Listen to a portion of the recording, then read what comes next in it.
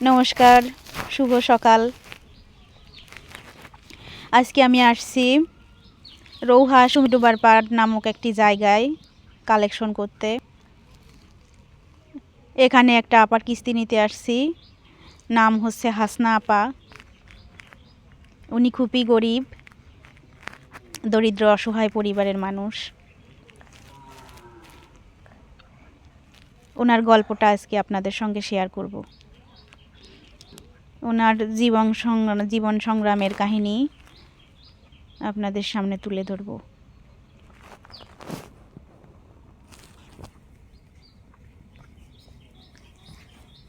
উনি দরিদ্র পরিবারের একজন গৃহিণী। ওনার পরিবারে ওনার স্বামী 3 সন্তান নিয়ে বসবাস করে। ওনার স্বামী কৃষিকাজ করে আর উনি বাড়িতেই থাকে, বাড়ির কাজ করে।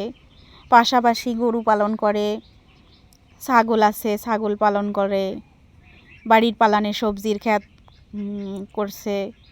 সেখানে এই যে দেখছেন লাউয়ের গাছ তুলে দিছে, তারপরে সিম গাছ তুলছে, গাছে এই যে লাউ ধরছে, ক্ষেতে লাউ ধরছে, সবজির ক্ষেত। এখানে সবজির ক্ষেতে সবজি আবাদ করে, সবজি নিজেরাও খায়, বাজারে বিক্রিও করে।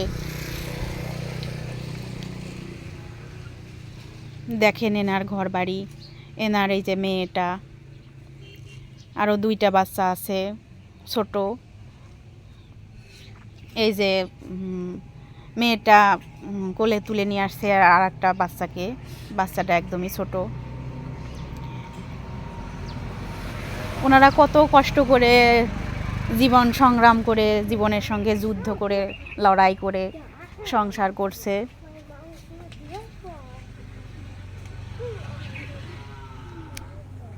আসলে দরিদ্র পরিবারের সঙ্গে এমনই হয়, হাজার কষ্ট করেও তারপরেও সংসারে উন্নতি মনে হয় আসে না। ওনার স্বামী মাঠে কাজ করে, এতটাই দরিদ্র যে মানে কি বলবো, গত 3-4 মাসের কারেন্ট বিল বন্ধ, মানে দিতে পারেনি, কারেন্ট কেটে দিয়ে গেছে। এই যে ওনার মুখ থেকেই শুনবো এখন যে উনি কষ্ট করে কিভাবে সংসার করছে। হাসনা আপা, কিছু বলতেন? আমি যে আপনার কাছ থেকে টাকাটা তুললে করে একটা গরু কিনছিলাম, কষ্ট করে গরুটা পালতেছি, তাহলে সংসার করতেছি খুব কষ্ট করে, কিস্তি দিতে পারতেছি না, একটু সঞ্চয় দিই না, কিস্তিটা কমায় কষ্ট করে ভাও করি। আমার জামাই ক্ষেত কাজ করে, একদিন কাজ করে, দিন কাজ করে, দিন খাওয়া দাওয়া হয়, এরকমভাবে আমরা চলি। একটু কষ্ট করে একটু কৃষি করছি, ওই কৃষিটার মধ্যে কিছু খরচ করতে হয়, সেই কারণে টাকার শখটা।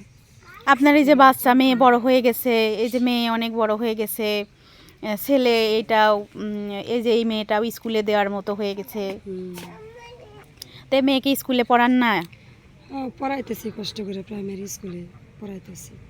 হ্যাঁ, প্রাইমারিতে তো হ্যাঁ খরচা কম, মানে সামান্য কিছু পরিমাণ খরচা দিয়েই তো বাচ্চাদের স্কুলে পড়াশোনা করানোর সুযোগ আছে। আপনি এই যে কিভাবে যে এই যে সংস্থা থেকে, বিভিন্ন এনজিও থেকে লোন নিছেন, লোন নিয়ে কিভাবে এত কষ্ট করে, মানে কি উন্নতি হয়েছে আপনার? আমার উন্নতি হচ্ছে বলতে, যেটা গরু কিনে পালতাছি, এটা ছাগল পালতাছি, এটি উন্নত, একটু সংসার করে খাইতেছি, কষ্ট করে চলতেছি, সেটাই।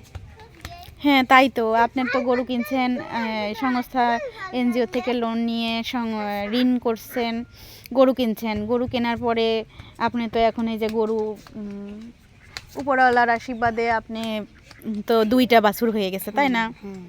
তার মানে একটা থেকে আপনার আরও 2টা হয়েছে, এখন আপনার 3টা গরু।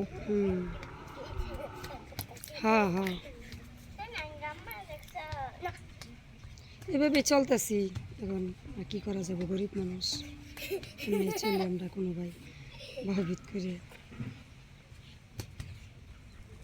অনেক কষ্ট হয় তাই না, সংসার করতে অনেক কষ্ট হয়। অনেক কষ্ট হয়, পোলাপানগুলো নিয়ে চলতে অনেক কষ্ট হয়। একজন মানুষ কাজ করে দিন হাজিরা, খুবই কষ্ট করে আর কি চলে আমি। ঠিক আছে, ভালো থাকেন, ভালোভাবে চলেন এই কামনা করি। তারপরেও দেখেন একটা সংস্থা কিন্তু আপনাকে হেল্প করছে, একটা সংস্থা আপনাকে হেল্প করছে, লোন দিছে, তারপরে সেই টাকা নিয়ে এসে আপনি যাই হোক একটা কর্মের মধ্যে খাটায়ে কর্মসংস্থানের সুযোগ সৃষ্টি করে দিছে, অর্থ সহযোগিতা করে কর্মসংস্থানের সুযোগ করে দিছে। আপনি এখানে মাসে মাসে কিস্তি দেওয়ার সুযোগ পাচ্ছেন, আপনাকে একবারে দেওয়া লাগছে না। তা ঠিক আছে, তা ঠিক আছে, আমরা ওরকমভাবে একটু চলতে একটু সহযোগিতা পাচ্ছি অনেক, সেটা ঠিক বলেছেন।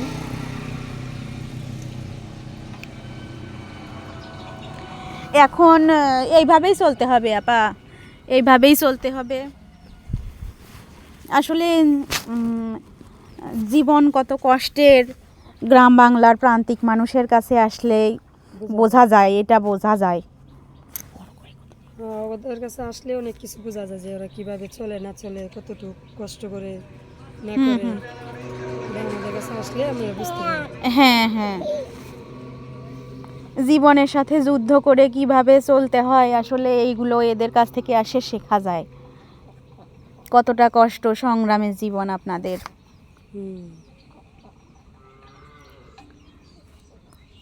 ঠিক আছে বন্ধুরা, আমরা একটা গল্প শুনলাম, হাসনা আপার গল্প। পরবর্তীতে আরও নতুন নতুন গল্প নিয়ে হাজির হব।